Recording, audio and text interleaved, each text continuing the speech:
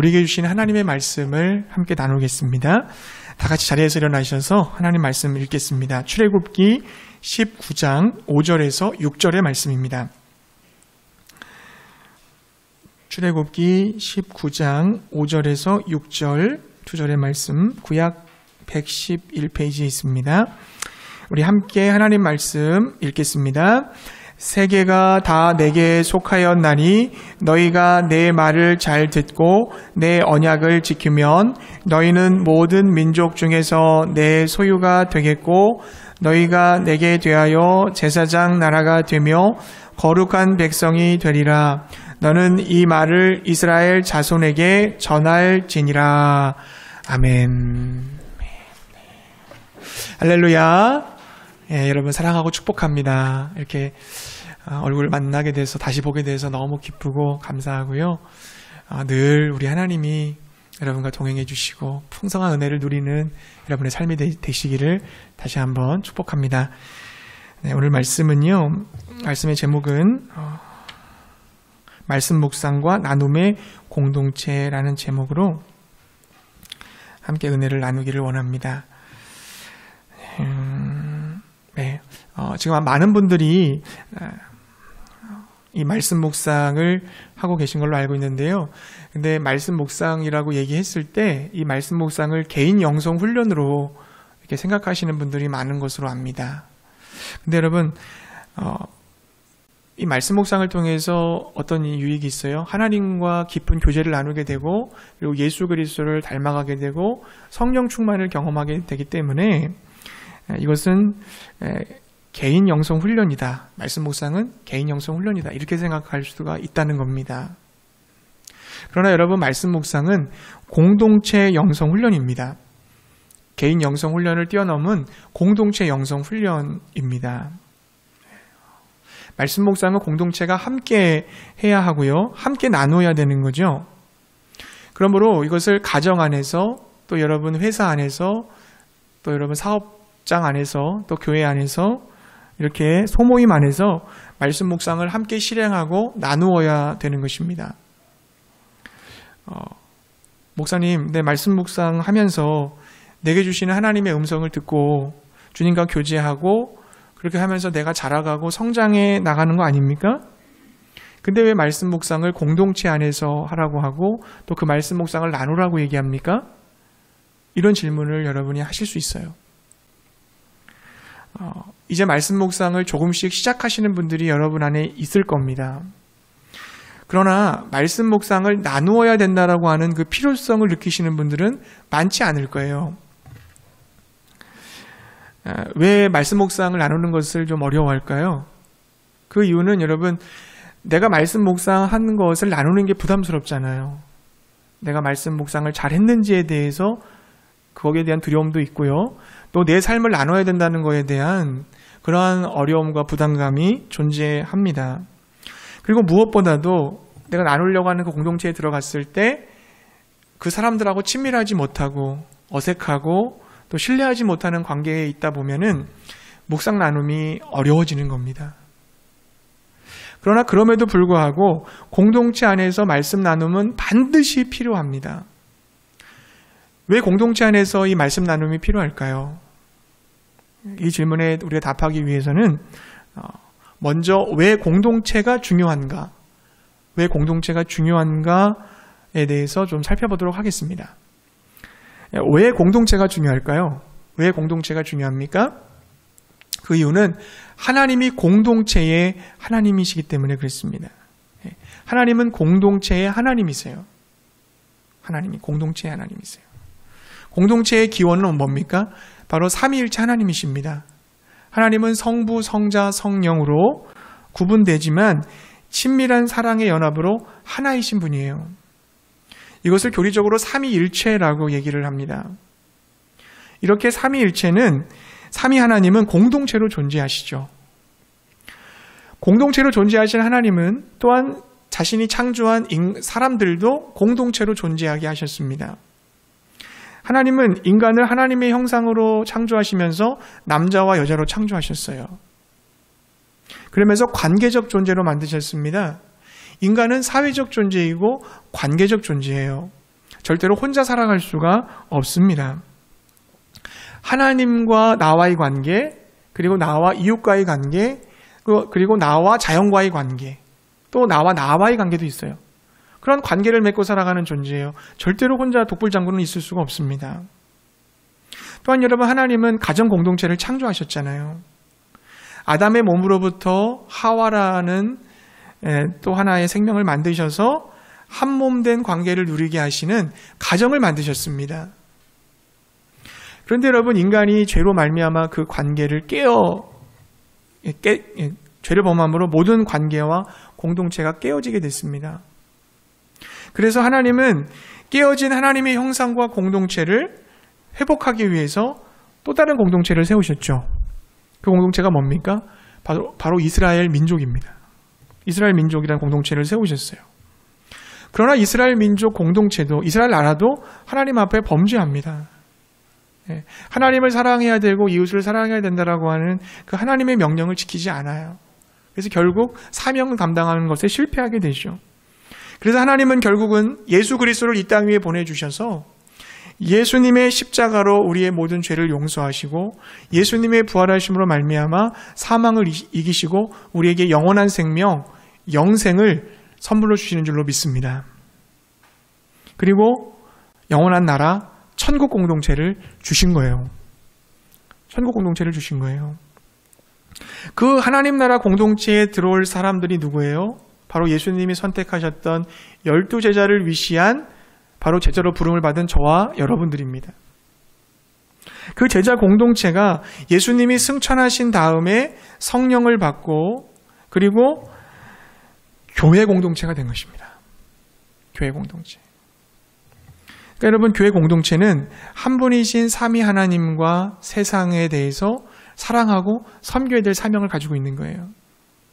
그리스도의 몸으로서 우리가 거룩하게 자라가야 되고, 그리고 영원한 영생을 주는 참된 기쁨의 소식, 그 복음을 전해야 되는 사명을 가지고 있는 것입니다. 과거 이스라엘 민족들처럼 선민의식과 특권의식에 사로잡혀 있어서 자기의 정체성을 잃어버리고 사명 감당하는 것에 실패하면 안 돼요. 우리는 그러한 과오를 반복해서는 안 됩니다. 교회가 성령 안에서 예수 그리스도의 모습으로 자라가고 복음을 증거할 때가 되면 어떻게 됩니까? 이제 마지막 공동체가 완성돼요. 그게 천국입니다. 천국. 바로 완성된 하나님의 나라입니다. 새하늘과 새 땅에서 하나님과 그의 백성이 영원히 거하게 되는 천국, 하나님 나라가 완성되게 된다는 겁니다. 여러분, 그것을 믿으시기 바랍니다. 여러분, 성경을 보면요, 공동체로 시작해서 공동체로 끝나요. 처음의 공동체는 에덴 동산이라고 하는 천국 공동체였어요. 근데 마지막의 공동체는 새하늘과 새 땅이라고 하는 하나님 나라 공동체예요. 완성된 천국 공동체예요. 그 가운데는 무슨 얘기예요? 잃어버린 천국 공동체를 회복하려고 하는 하나님의 열심, 하나님의 계획이 성취되는 과정이 기록되어져 있는 거예요. 아까 말했듯이 이스라엘 백성들이 실패하자 이스라엘 백성들, 바로 다윗의 후손으로 오신 예수 그리스도가 그 일을 이루시고 이제는 그 예수 그리스도를 통해서 교회에게, 성령을 받은 교회에게 그 사명이 주어져 있고, 하나님 나라의 공동체의 백성된 저와 여러분들이 이제는 완성된 하나님 나라를 이루어가는 주체가 되게 된 거예요. 그러므로 사랑하는 성도님들, 공동체가 얼마나 소중합니까? 나 하나만 존재하는 게 아니라 나와 함께 있는 공동체가 소중하다는 것을 깨달아야 돼요. 하나님은 나를 통해서 공동체를 회복시키기를 원하시는 겁니다.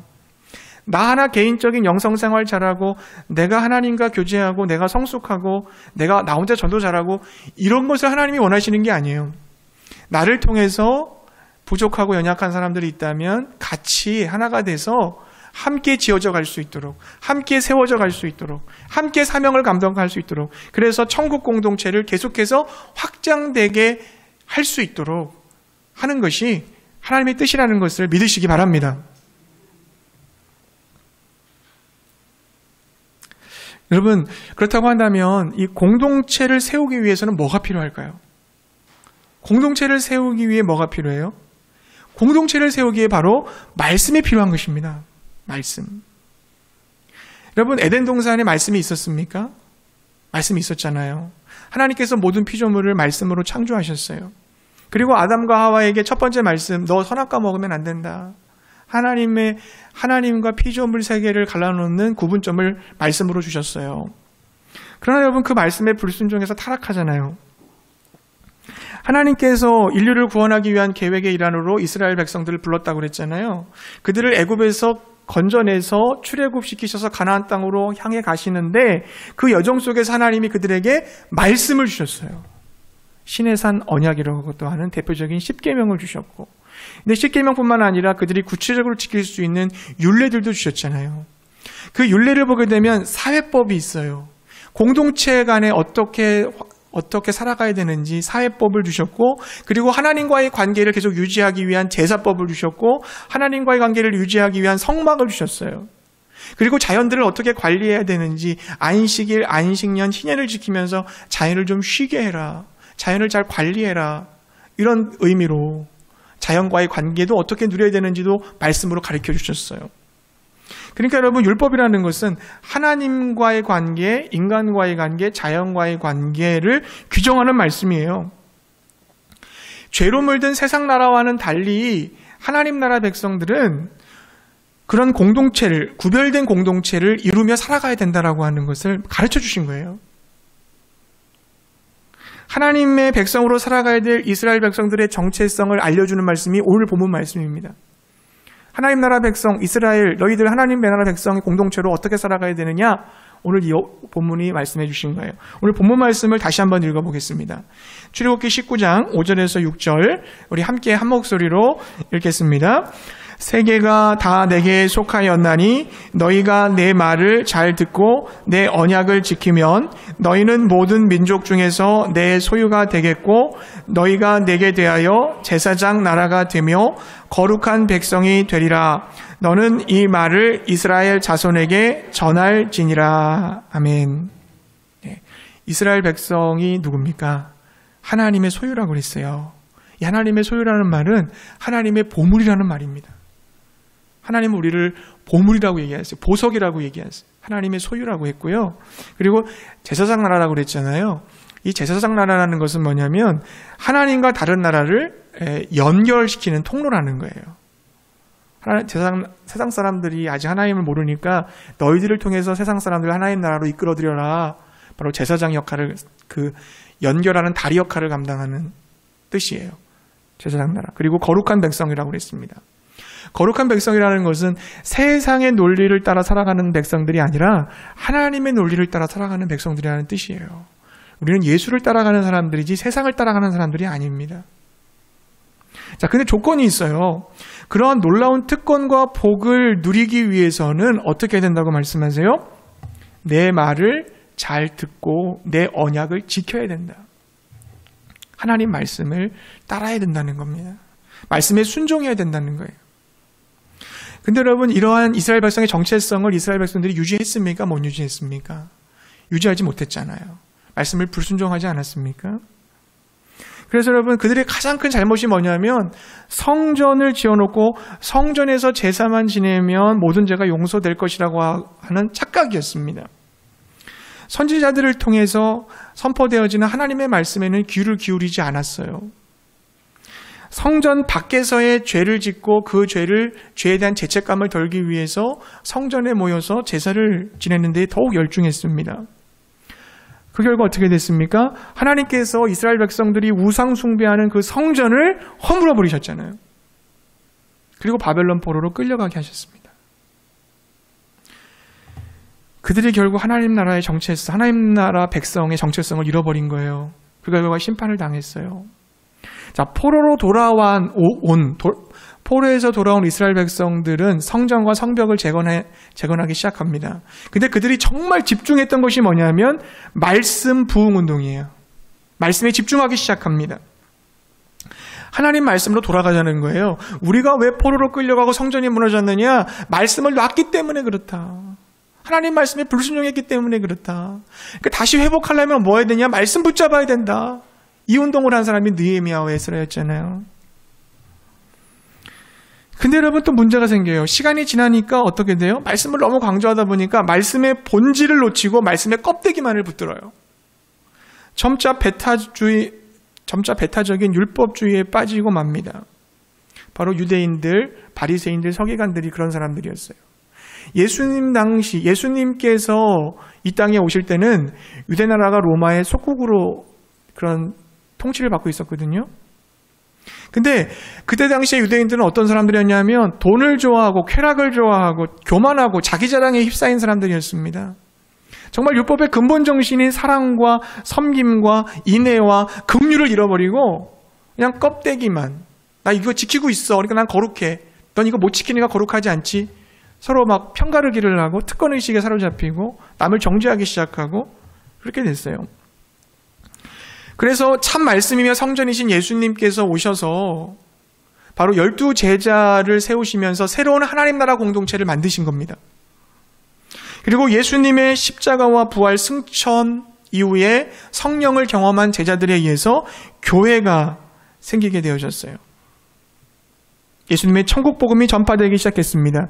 교회는 그 말씀을 전승하고 기록했습니다. 그래서 그 말씀을 통해서 교회 안에 있는 성도들이 하나님의 통치를 받고 하나님 나라를 누리며 살 수 있게 되어졌어요. 이제 여러분, 끝날까지 그 하나님의 말씀을 읽고 듣고 지키는 자들은 완성된 하나님 나라 공동체에 들어가게 될 줄로 믿습니다. 이스라엘 백성들이 실패한 것처럼 실패하면 안 돼요. 특권의식과 선민의식에 사로잡혀서 하나님 말씀을 어기고 살아간다 보면 우리는 그 천국 백성에서 누락될 수도 있어요. 끝까지 하나님 말씀을 지키고 듣고 예수 그리스도를 따라가야 될 줄로 믿습니다. 말씀이에요. 공동체의 회복의 키포인트는 말씀이에요. 그러므로 여러분, 공동체는 말씀을 붙잡아야 될 줄로 믿습니다. 말씀을 함께 읽고 듣고 묵상해야 됩니다. 그래야지만 그 말씀을 통해서 공동체가 살아날 줄로 믿습니다. 공동체의 회복의 핵심은 뭐냐면 말씀에 있어요. 여러분, 가정이 말씀 안에 세워져야 돼요. 교회가 말씀 중심으로 세워져야 돼요. 그래서 내가 예수의 제자가 되고 또 다른 사람을 예수의 제자로 세울 수 있어야 되는 것입니다. 사랑하는 성도님들, 저는 여러분에게 가정 안에서 말씀으로 가정 공동체를 세우기를 여러분한테 정말 도전드리고 싶어요. 여러분 다 예수님을 믿으시잖아요. 한 가정 안에 부모님이시잖아요. 그리고 아버지, 어머니들이시잖아요. 나의 사랑하는 자녀들에게 공동체를 세워줘야 되는 책임이 있어요. 하나님은 부모에게 항상 그런 신앙교육의 책임을 맡기셨습니다. 말씀에는 교회가 신앙교육의 책임을 져주는 게 아니고 가정 안에서 부모가 자녀들의 신앙교육의 책임을 지게 돼 있습니다. 성경에서는. 지금 코로나 시대이기 때문에 공동체 아이들 교육도 제대로 못하는데 가정 공동체 교육이 더 중요하게 됐어요. 정말 본질로 들어가게 된 것 같아요. 여러분이 가정 공동체를 세워야 될 책임이 여러분에게 있다면 뭘로 세워야 돼요? 말씀으로 세워야 돼요. 그러기 위해서 말씀 묵상 모임을 하시든 아니면 가정 예배를 드리시든 한번 도전해 보세요. 제가 교회 밴드에 매주마다 가정 예배를 올리잖아요. 저는 가정 예배를 매주마다 한 번씩 드리고 있거든요. 사진을 찍어서 좀 올려야 되겠다 그런 마음도 들었는데 여러분도 한번 시전해 보십시오. 우리 집안에서는 나밖에 믿는 사람 없어요. 그러면 여러분 혼자라도 시작하세요. 하나님, 제가 말씀을 붙들고 말씀을 심기 위해서 가정 예배를 드립니다.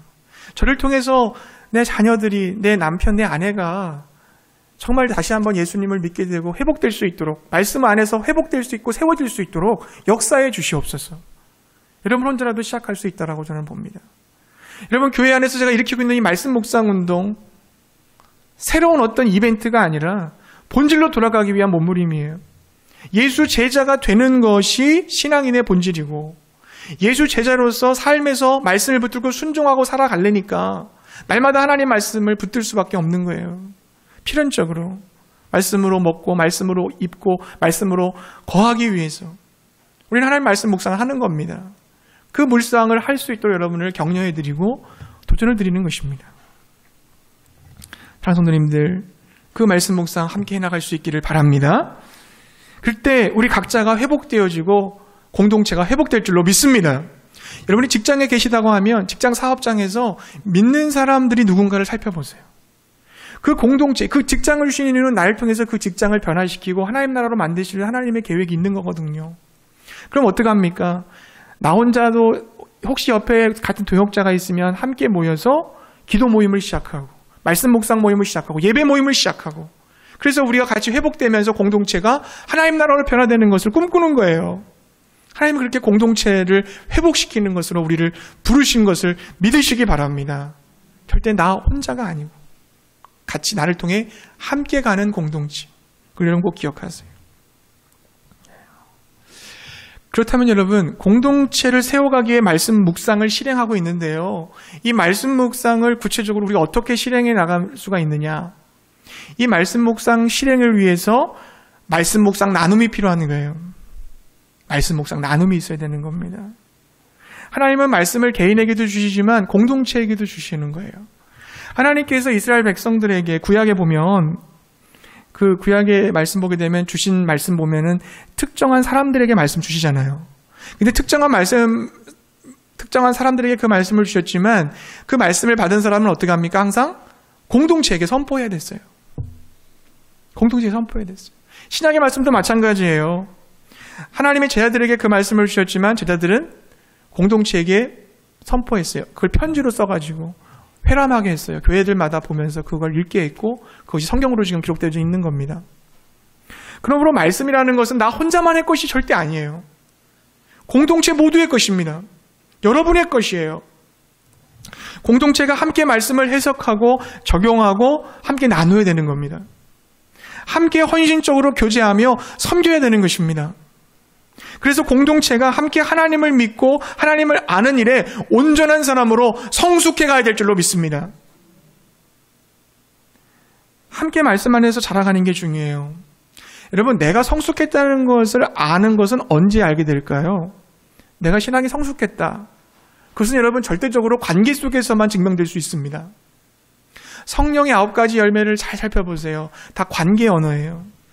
사랑, 희락, 화평, 오래 참음, 자비, 양성, 충성, 온유, 절제. 다 관계 속에서 일어나는 열매들 아닙니까? 사랑도 여러분 자기만 사랑하는 건 이기적인 사랑이잖아요. 관계 속에서 누군가를 사랑해줘야 진정한 아가페 사랑 아니에요? 여러분 신앙생활 하면서 우리는 그렇게 고백합니다. 나의 하나님, 나의 하나님. 이렇게 얘기 많이 해요. 그 말이 틀린 말은 아니에요. 나의 하나님이라는 고백이 틀린 말은 아닙니다. 그러나 나의 하나님을 고백하지만 우리 하나님도 고백할 수 있어야 돼요. 우리 하나님. 나의 하나님만을 고백하면 어떻게 돼요? 신앙이 굉장히 이기적이 됩니다. 배타적이게 되기 쉬워요. 나의 하나님, 너의 하나님을 인정하지 않으면 굉장히 협소한 신앙을 갖게 돼요. 근데 여러분, 우리 하나님을 고백하면 너의 하나님, 그리고 우리들의 하나님이 됩니다. 그렇기 때문에 이타적이 되게 되고 서로 용납하고 사랑할 수 있는 그러한 성숙한 신앙이 되는 거예요. 주기도문 여러분이 많이 암송하는데 주기도문에서 첫 부분을 하나님을 어떤 하나님이라고 고백해요? 하늘에 계신 나의 하나님이라고 합니까?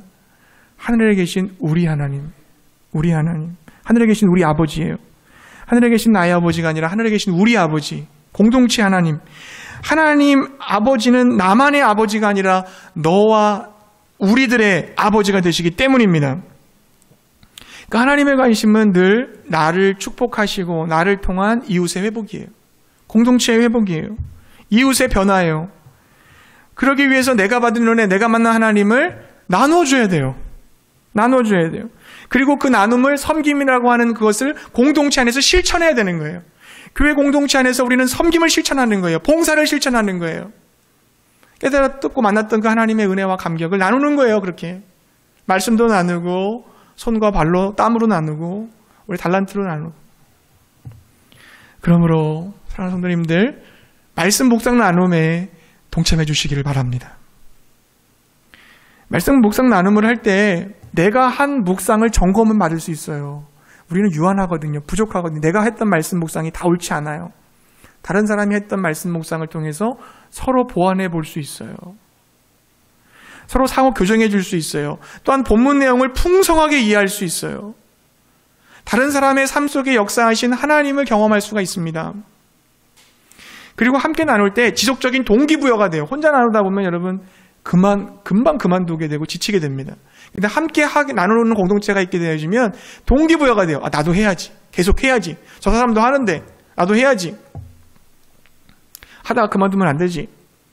그게 공동체예요, 여러분. 그래서 공동체가 있는 거예요. 다른 사람의 묵상 나눔을 들으며 은혜를 받아서 묵상을 지속할 수가 있습니다. 또 여러분, 말로 표현하잖아요.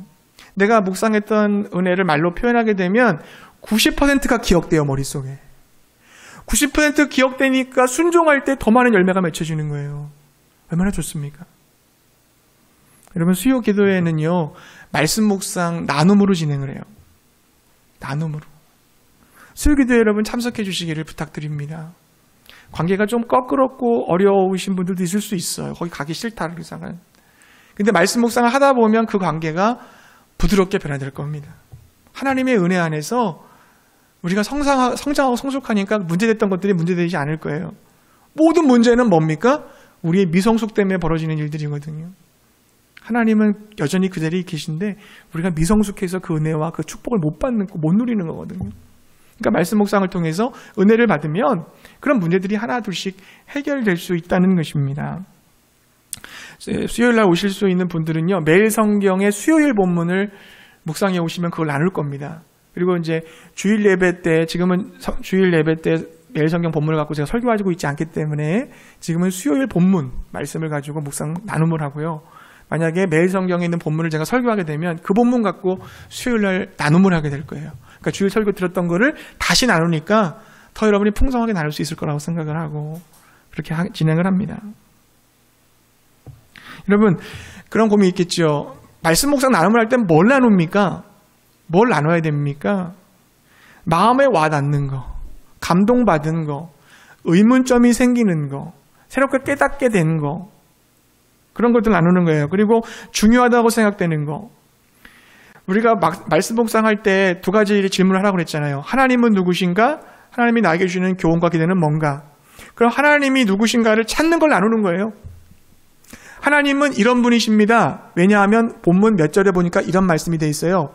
그래서 나는 이렇게 적용했습니다. 이렇게 나누시면 되고, 내게 주시는 교훈은 이겁니다. 왜냐하면 본문에서 이렇게 말씀했기 때문입니다. 그래서 나는 이렇게 적용했습니다.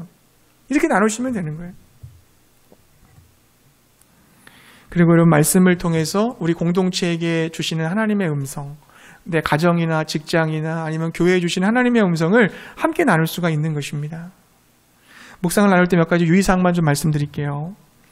너무 한 사람이 너무 독점적으로 나누게 되면 안 됩니다. 그래서 여러분 시계 같은 거 이렇게 모래시계 같은 거 있어요. 그런 걸 주기도 하고, 또 안 그러면은 말할 사람에게 어떤 표지판을 줘서 그 사람이 말할 수 있게 해서 모두가 더 골고루 말할 수 있는 기회를 주고요. 그리고 짧게 자주 나누는 게 좋습니다. 한 번에 막 다 길게 나누는 게 아니라 짧게 자주 나누고, 순서를 정하기보다는 자연스럽게 대화하듯이 나누면 되고요.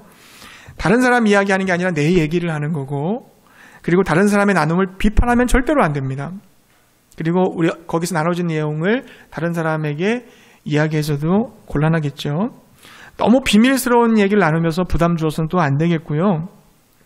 말씀을 다 나눠야 되겠다라고 하는 그러한 마음도 부담 갖지 마시고 정직하고 진실하게 나누면 돼요. 과장하거나 거짓으로 나눌 필요 없어요. 나 은혜 받았다는 거 막 드러내기 위해서 꾸밀 필요도 없어요. 논쟁이나 토론식으로 할 필요도 없고요. 상대방의 말에 그저 주의 깊게 경청해주고 공감하고 또 질문하면서 하나님의 은혜를 누리시면 됩니다. 여러분, 이렇게 할 때 개인도 말씀의 사람이 될 뿐만 아니라 공동체도 말씀의 공동체가 될 줄로 믿습니다. 공동체 안에서 깨어진 관계, 어색한 관계까지도 다 회복되어지는 은혜가 임하게 될 줄로 믿습니다. 네, 말씀 정리할게요. 저 매주 토요일마다 제가 2층 교육관을 청소를 하거든요. 한 주는 저 혼자 청소를 하고 한 주는 가족들하고 함께 청소를 합니다. 근데 어제는 저 혼자 청소하는 날이었어요. 그래서 열심히 제가 청소를 하고 있는데 제 딸 서진이가 올라오더라고요. 올라와서 피아노 연습을 하고 있었습니다. 혹시 서진이가 나를 청소하는 걸 도와주지 않을까? 원래는 제가 하는 날이니까 제가 원래 해야 되는데 옆에 와 있으니까 혹시나 나를 도와주지 않을까? 그런 기대감을 가지고 있었는데요. 그 기대감은 깨어지고 말았습니다. 열심히 피아노만 치고 있더라고요. 근데 피아노를 치는 모습을 보면서, 그 서진이의 모습을 보면서 저 모습이 내 모습일 수 있겠다 생각을 해봤어요. 내가 해야 될 일에만 몰두한 나머지 옆에 있는 사람들의 아픔과 고통을 돌아보지 않는 겁니다. 성도들을 돌아보면서 그들을 영적으로 내가 돕기 위해서 내가 섬겨줘야 되는데, 그들을 영적으로 성장시키고 그들을 훈련시키기 위해서 도와줘야 되는데, 섬겨야 되는데 그렇게 하고 있지 못한 제 자신을 발견하게 되더라고요. 교회 주변에 아직도 복음을 듣지 못해서 죽어가는 사람들이 너무너무 많이 있거든요. 우리를 기다리고 있는 저들에게 찾아가지 않고 복음을 전하지 못하는 그런 모습을 제 스스로에게서 느꼈습니다. 내가 하나님을 믿고 있고 하나님을 만났다고 한다면 그 하나님은 반드시 이웃을 향해 가라고 말씀하세요. 이웃을 돕고 섬기라고 말씀하세요. 너를 통해서 공동체를 세워나가라고 말씀하세요. 그게 하나님의 우리를 향한 뜻이고 계획이에요. 여러분, 공동체가 세워지면 그 공동체가 이 세상에서 빛과 소금의 역할을 감당하게 될 겁니다. 복음을 전파하며 세상을 변화시키는 시대적 사명을 감당하게 될 줄로 믿습니다. 말이 하나가 끄는 힘은요, 2톤밖에 못 끄는다고 그러잖아요. 말 2마리가 끌게 되면 4톤을 끌게 되겠죠. 근데 여러분, 말 2마리가 끌면요, 무려 16톤을 끌게 된다고 합니다. 16톤. 서로 함께 할 때 큰 힘을 발휘한다는 거예요. 이 시너지라고 하잖아요. 에너지가 생긴다는 거예요.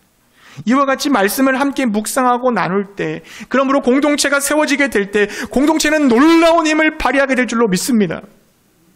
겨자씨가 자라나서 큰 나무가 되는 것처럼 하나님의 큰 은혜와 축복이 흘러넘치게 될 줄 믿습니다. 사랑하는 성도님들, 말씀 묵상을 함께 하면서 예수님의 제자로 세워지시기를 바랍니다. 함께 해석하고 함께 적용하고 함께 그 말씀을 나눌 수 있기를 바랍니다. 그래서 서로에게 거룩한 영향력을 줄 수 있기를 바라요. 우리 말씀의 공동체를 세워서 이 캄캄한 어둠에 휩싸여져 있는 이 세상 가운데 진리의 빛을 비춰주고, 그리고 길 잃어 헤매고 있는 사람들을 진리 대신, 생명 대신 예수 그리스도께로 이끌어올 수 있는 그런 힘 있는 공동체, 강한 공동체, 하나님께서 다스리시는 주인된 공동체 세워가시기를 주의 이름으로 부탁드립니다.